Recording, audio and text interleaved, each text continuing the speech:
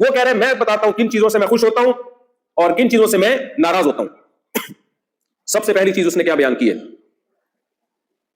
اللہ تشرکوا بہ شیئا، ہم ایک خدا کی عبادت کرتے ہیں، اللہ کے ساتھ کسی کو شریک نہیں کرتے، جس کو عقیدہ توحید کہا جاتا ہے. یہاں بھی گڑبڑ ہوتی ہے. ہم کہتے ہیں فلاں سے بھی مدد مانگو، یا اللہ مدد بھی، یا علی مدد بھی، یا حسین مدد بھی، مزار کو بھی سجدہ کرو، اس سے بھی مانگو، اس سے بھی مانگو.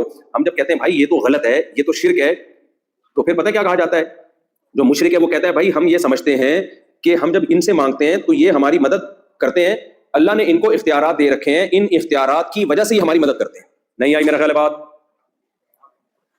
بھائی بات سمجھ میں آ رہی ہے؟ بھائی ہمیں پتا ہے افضل اختیار اللہ کے پاس ہے، لیکن اللہ نے ان جیسے حکومت وزارتیں بانٹتی ہے.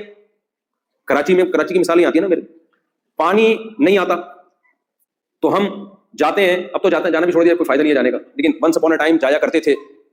تو کیا ڈائریکٹ وزیر اعظم کے پاس جاتے تھے ہم؟ بھائی ہم اس ڈپارٹمنٹ میں جاتے تھے جس کا کام ہے وال کھولنا.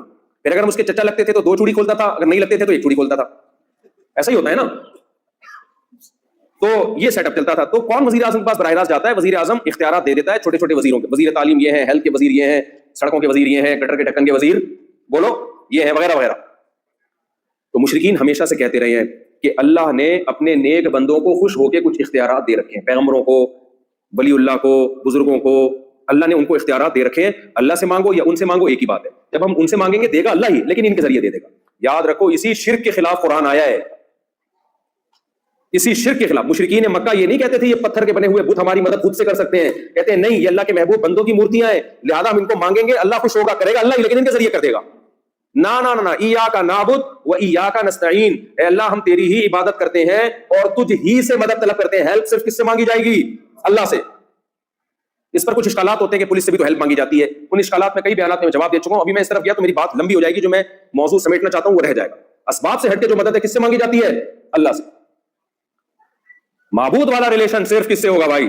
کیونکہ اللہ کہتا ہے وَمَا يُؤْمِنُ أَكْثَرُهُمْ بِاللَّهِ إِلَّا وَهُمْ مُشْرِكُونَ. اللہ کہتے ہیں اللہ کے ساتھ کسی دوسرے کو بھی ایڈ کر لیا، اس سے بھی دعا مانگنے لگے تو ایسے ایمان کی ضرورت نہیں ہے. یہ بالکل ایسے ہی ہے، ایک خاتون کے شوہر ہے، وہ خاتون اپنے شوہر سے محبت نہیں کر رہی اور سلام دعا رکھی ہوئی ہے. اب جمشید کا نام بھی لوں گا میں، ایسا نہ ہو جمشید پکڑا جائے.